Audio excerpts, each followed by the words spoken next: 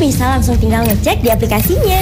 Lo bisa cek siapa calon pilihan yang menurut lo paling sesuai. Jadi, kalau kalian sudah mencoblos di hari Rabu 17 April 2019, masukin. Pastikan kebenaran informasi yang kalian terima.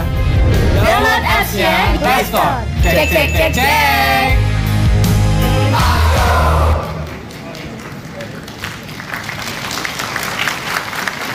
Anda masih menyaksikan debat kelima Capres-Cawapres Pemilu 2019. Kita mau dengar dulu semangat dari para pendukung. Boleh tepuk tangannya? Baik, kita sudah masuk ke segmen kedua, Bapak-Bapak. Dan dalam segmen ini, masing-masing pasangan calon presiden dan wakil presiden akan menjawab pertanyaan dalam waktu 2 menit dan kemudian menanggapi dalam waktu 1 menit 30 detik. Semua pertanyaan yang dibuat oleh tim panelis ini dibentuk oleh Komisi Pemilihan Umum Republik Indonesia. Tugas kami membacakan pertanyaannya. Saya akan mengambil amplop tema ekonomi. Kita buka dulu. Ya, inilah amplop tema ekonomi A. Bapak-bapak, bisa dilihat. Masih dalam keadaan tersegel. Pertanyaan hanya akan saya bacakan 1 kali saja, tidak akan diulang kembali. Kami juga akan persilahkan kepada Bapak-Bapak mencatat pertanyaan jika diperlukan. Oke.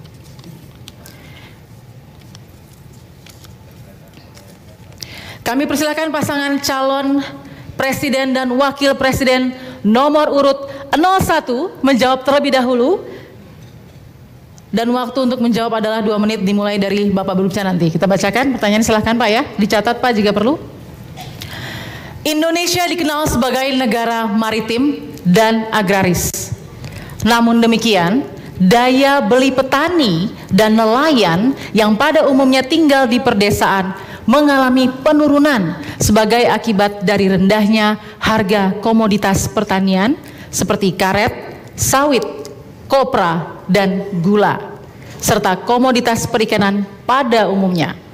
Hal tersebut disebabkan antara lain karena kebijakan ekonomi negara maju yang agresif serta tata kelola dan tata niaga komoditas pertanian dan perikanan yang masih konvensional.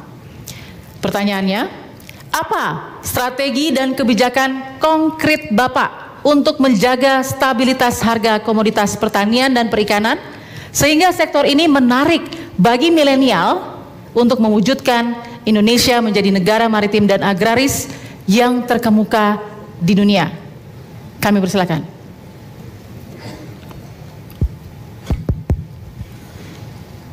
Ya, memang kita sudah terlalu lama komoditas-komoditas kita tergantung kepada pasar-pasar luar negeri dan kita sudah terlalu lama mengekspor dalam bentuk mentahan.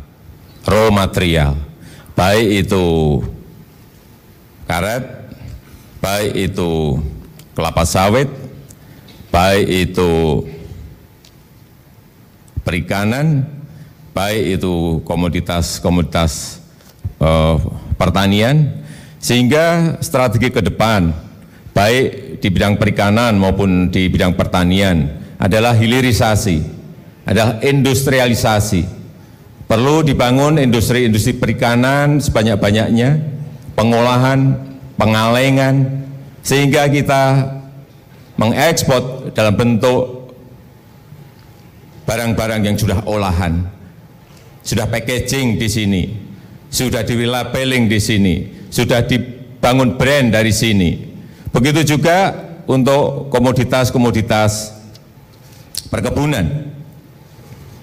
Ke depan, kita harus berani melakukan hilirisasi, mencegah agar ekspor kita tidak dalam bentuk mentahan, tetapi minimal barang setengah jadi, atau kita tekan agar dikirim dalam bentuk barang jadi. Dan juga untuk bidang-bidang yang berkaitan dengan produk pertanian. Kita tahu anak-anak muda sekarang sudah membangun ekosistem online yang kalau ini bisa disambungkan dengan ekosistem offline dari produk-produk pertanian akan memudahkan petani-petani langsung berhubungan dengan konsumen, berhubungan dengan pembeli lewat digital ekonomi. Terima kasih Bapak Jokowi. Berikutnya kami persilahkan pasangan calon presiden dan wakil presiden nomor urut 02 untuk menjawab pertanyaan yang sama. Waktunya 2 menit dimulai dari saat Bapak berbicara. Baik, terima kasih. Justru di sini letak masalah di mana saya singgung bahwa ekonomi kita salah arah, bahwa terjadi deindustrialisasi dan terjadi tidak adanya strategi yang dijalankan oleh pemerintah. Tadi niat Pak Jokowi bagus, tapi Pak Jokowi sudah berkuasa 4,5 tahun. Kenapa mengizinkan import? Petani hancur. Kenapa tidak melakukan industrialisasi tetapi difokuskan infrastruktur? Infrastruktur jangan-jangan mempermudah barang luar masuk ke Indonesia, bukan barang Indonesia yang keluar. Ini masalah yang kami katakan perlu ada reorientasi strategi pembangunan. Perlu ada polisi yang tegas menghentikan aliran uang ke luar negeri, kemudian fokus untuk membangun industri di segala bidang. Saya setuju, hilirisasi. Tetapi kenapa Bapak tidak laksanakan sudah 4,5 tahun? Bahkan Bapak izinkan menteri-menteri Bapak mengizinkan komoditas asing masuk ke Indonesia dengan begitu pesat dan begitu gampangnya. Saya kira demikian. Mungkin ya, kuncinya adalah entrepreneurship, kewirausahaan dan kepastian usaha. Dan saya yakin bersama Prabowo Sandi, pemerintahan yang kuat dengan pimpinan yang tegas dan berpihak kepada pengusaha-pengusaha nasional, menghadirkan kepastian usaha, kepastian hukum, sehingga investasi yang diperlukan untuk mengolah bahan mentah menjadi bahan jadi bisa terwujud. Baik, waktu habis. Terima kasih. Selanjutnya kami persilahkan pasangan calon presiden wakil presiden nomor 01 menanggapi. Waktunya 1,5 menit, Pak. Silahkan. Pak Prabowo, Pak Sandi, mengelola ekonomi makro itu berbeda dengan mengelola ekonomi mikro. Karena ekonomi makro itu agregat produksi dan sisi permintaan dan sisi supply itu harus dipengaruhi oleh dan dijaga oleh kebijakan-kebijakan pemerintah. Kalau kita berhadapan dengan ekonomi mikro, ini hanya jual dan beli, hanya membangun industri kemudian menjualnya produk yang ada. Tetapi ekonomi makro adalah mengelola agregat-agregat produksi. Sektor primer misalnya di bidang pertambangan, pertanian, perkebunan, kemudian sektor sekunder di bidang manufaktur. Saya kira tidak semudah itu. Artinya memerlukan tahapan-tahapan besar, inilah yang sedang kita kerjakan. Infrastruktur yang kita bangun ini nanti akan terhubung dengan kawasan-kawasan industri, akan terhubung dengan kawasan-kawasan pariwisata. Nggak mungkin langsung membalikkan tangan kemudian bisa membangun kemudian langsung bisa mengekspor. Tidak, perlu tahapan-tahapan besar. Sudah berkali-kali saya sampaikan bahwa tahapan besar pertama adalah pembangunan infrastruktur, kita fokus. Tahapan kedua adalah pembangunan sumber daya manusia. Yang ketiga adalah reformasi struktural, dan yang keempat urusan teknologi dan inovasi. Inilah tahapan-tahapan besar yang ingin kita kerjakan. Waktu sudah habis, Bapak. Terima kasih. Kami persilakan pasangan calon presiden dan wakil presiden nomor urut 02 menanggapi. Waktu sama 1,5 menit. Silakan Bapak. jadi kembali lagi, saya terus terang saja, saya tidak menyalahkan Pak Jokowi. Saya tidak menyalahkan. Ini masalah kesalahan kita sebagai bangsa dan sudah berjalan belasan bahkan puluhan tahun. Tapi kita harus berani mengoreksi diri. Kita salah jalan. Kita harus contoh seperti Republik Rakyat Tiongkok Dalam 40 tahun dia hilangkan kemiskinan. 40 tahun.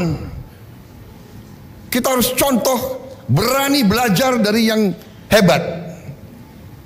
Jangan, saya tidak menyalahkan Bapak. Ini kesalahan kita semua. Jadi kita ini salah jalan. Kita harus kembali ke Undang-Undang Dasar 45 pasal 33. Belajar yang baik. Kita harus berani untuk merencanakan pembangunan, industrialisasi, ciptakan lapangan kerja, lindungi petani kita, lindungi nelayan kita. Itu yang harus kita jalankan. Jadi saya tidak menyalahkan Bapak, karena ini kesalahan besar. Kesalahan besar. Presiden-presiden sebelum Bapak, kita semua harus bertanggung jawab. Benar, itu pendapat saya. Terima kasih. Baik, cukup? Mau ditambahkan, Pak Sandi? Baik, waktu habis.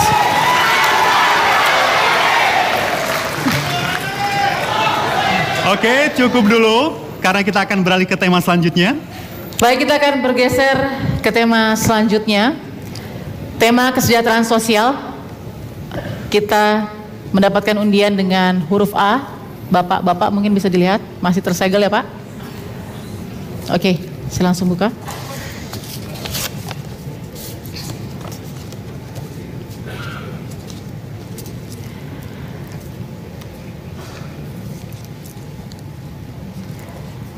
Disimak pertanyaannya baik-baik Bapak-Bapak. Partisipasi perempuan di bidang ekonomi sangat besar kontribusinya terhadap kesejahteraan keluarga dan masyarakat. Indeks ketimpangan gender global 2017 yang dirilis oleh World Economic Forum atau WEF menunjukkan tingkat partisipasi kerja perempuan Indonesia sebesar 51%, jauh lebih rendah dibandingkan partisipasi kerja laki-laki sebesar 84%. Di samping itu, diskriminasi dan kekerasan di lingkungan kerja terhadap perempuan masih sering terjadi. Pertanyaannya, bagaimana strategi dan kebijakan konkret Bapak untuk menjamin partisipasi perempuan Indonesia dalam kegiatan ekonomi agar perlindungan dari diskriminasi dan tindakan kekerasan di dunia kerja bukan hanya sekedar wacana? Kami mempersilahkan pasangan calon presiden dan wakil presiden nomor urut 02 untuk menjawab, dan waktu untuk menjawab dipersilahkan 2 menit. Waktu akan dimulai sejak Bapak berbicara.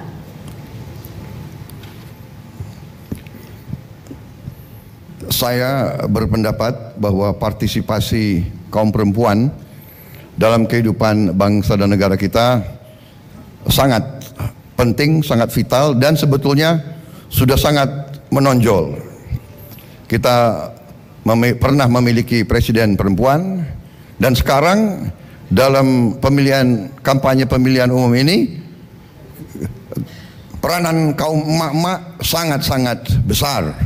Sangat-sangat besar. Jadi dengan demikian, dengan peranan mereka yang begitu besar, pasti kebijakan-kebijakan, undang-undang akan benar-benar mencerminkan kepentingan mereka, mau tidak mau, karena mereka sangat menentukan kehidupan sosial politik bangsa Indonesia.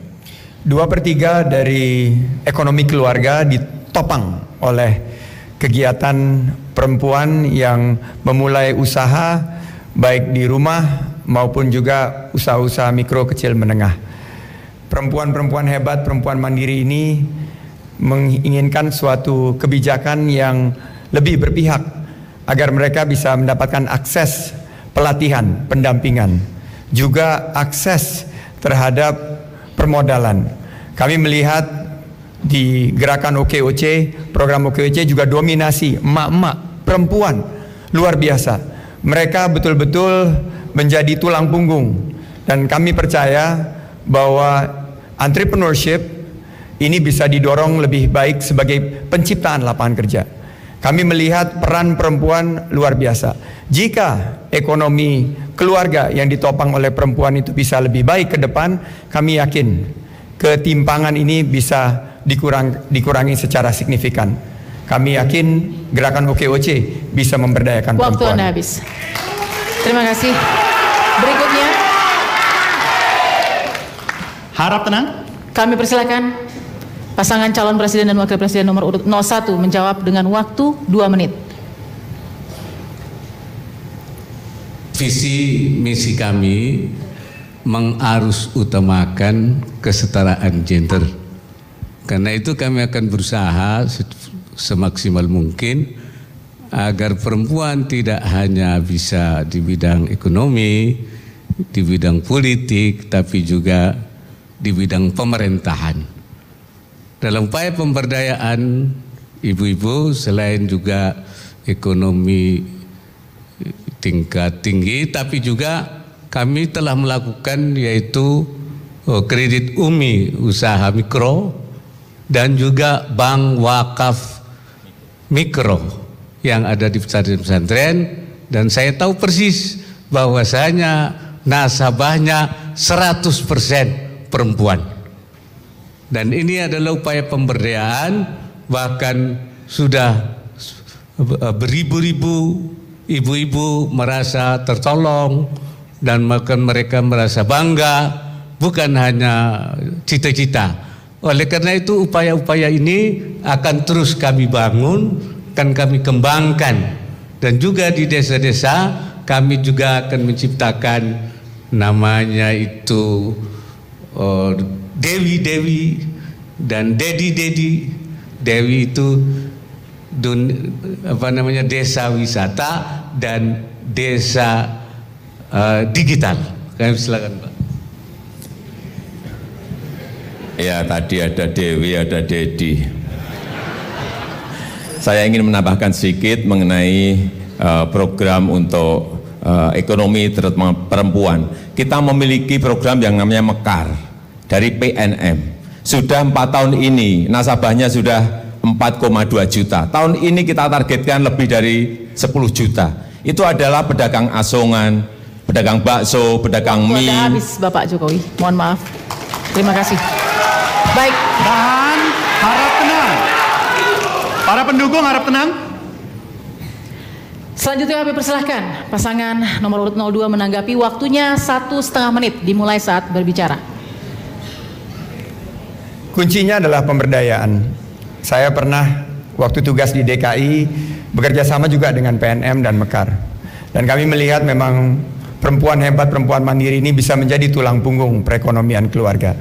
Namun yang mereka keluhkan adalah tentunya minimnya akses terhadap pasar. Bagaimana kita memberikan suatu program yang berkesinambungan. Kami menyebutnya, Prabowo Sandi menyebutnya 7 langkah PAS. Pertama adalah mendaftarkan para perempuan hebat, perempuan mandiri ini yang akan menjadi tulang punggung perekonomian. Kedua, kita akan memberikan pelatihan. Pelatihan ini tentunya berjenjang. Kita ingin mereka bisa memiliki basic knowledge. Kita setelah itu ikat dengan pendampingan, karena 80% dari kegagalan perempuan yang terjun ke bisnis adalah tidak memiliki mentor pendampingan. Setelah itu kita bantu perizinannya. Banyak sekali usaha-usaha di Mekar ini susah mendapatkan perizinan karena di perumahan itu tidak bisa dikeluarkan perizinan. Kita bantu perizinannya dengan gerakan OKOC. Setelah itu pemasaran, packaging, dan terakhir kita bantu administrasi keuangan agar mereka melek terhadap bagaimana menghitung cash flow, profit and loss, dan lain sebagainya. Terakhir adalah akses permodalan. Karena perempuan hebat, perempuan mandiri ini luar biasa. Kalau dikasih pinjam uang, 99,9% uangnya balik. Baik, waktu habis.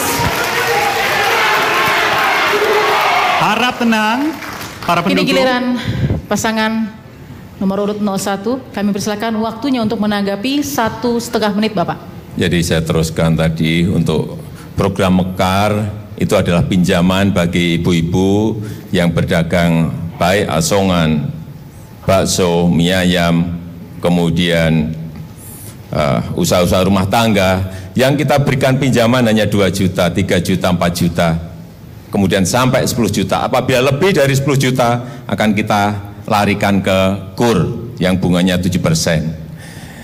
Dan ini didampingi, ada pendampingan dan sudah berjalan 4 tahun, sudah 4,2 juta nasabah. Kemudian yang kedua yang berkaitan dengan UMI yang sudah kita kerjakan kira-kira 1,5 tahun ini juga sudah 1,1 juta nasabah. Ini untuk ultra mikro, lebih kecil lagi. Apabila jalan ini sudah kita koreksi benar, akan kita besarkan sebesar-besarnya sehingga wanita-wanita Indonesia, perempuan-perempuan Indonesia produktif dan juga bisa memberikan income tambahan bagi rumah tangga. Bank Wakaf Mikro yang kita dirikan di pondok-pondok pesantren juga sama. Hampir 90% nasabahnya adalah wanita di lingkungan pondok pesantren yang memiliki usaha-usaha mikro, usaha kecil yang diberikan pinjaman, ada yang 500.000, 1 juta, 2 juta maupun 3 juta. Ini sudah kita kerjakan hampir 2 tahun ini. Oleh sebab itu kami meyakini insya Allah program-program 3 tadi akan bisa memberikan kemandirian pada ekonomi keluarga. Bapak, baik, terima kasih. Baik hadirin pemirsa, pertanyaan tema ekonomi dan kesejahteraan sosial dari panelis telah dijawab para kandidat. Segmen berikutnya masih ada pertanyaan dari panelis dengan tema keuangan dan investasi serta perdagangan dan industri, dan segmen ketiga akan dipandu oleh rekan saya Tommy Ristanto. Jangan kemana-mana, tetap di debat Capres-Cawapres Pemilu 2019.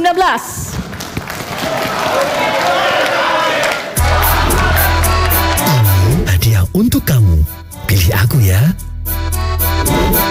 Hidup ini susah, ini untukmu, pilih aku ya. Ini proyek bagianmu, jangan lupa jatahku.